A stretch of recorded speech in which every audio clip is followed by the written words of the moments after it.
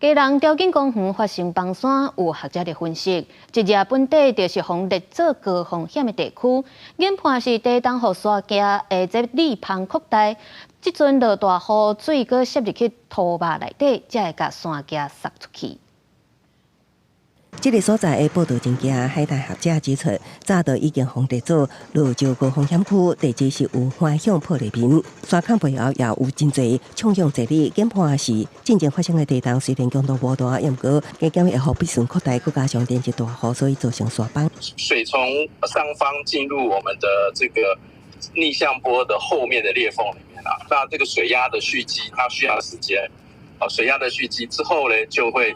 比较容易把边波推出来。崩塌地边的边波会当看到有时不看到，也毋过详细看，其实也有进行过挂棒喷浆稳定边波电工程。地质学者认为，规片青年岭其实是假象。这次的崩塌地点是会骗人的。砂岩的逆向坡不应该那样一片绿油油的啊，表示它已经高度风化了，岩石已经腐朽了，那个强度降低了，所以当然会找个机会会滑下来。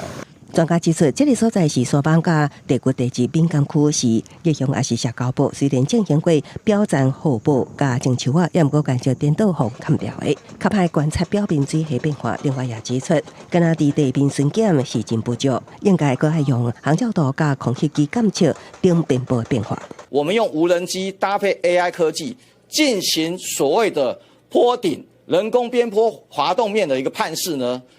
辅以 所谓的人工巡检，不能单靠人工巡检。先做地质调查，那上面坡的这个岩块我们会用盐酸去固定这个边坡坡面的保护，然后把这个坡面稳定下来。学者指出，10多年前大石头连入100路了后，只要是雨量超过60毫米就会封路。不过，这摆山崩煞伫无雨的状况发生，显示这会当透过加强巡检来应用，尤其伫风台也是大雨过了后，更加爱提悬巡检强度。记者综合报道。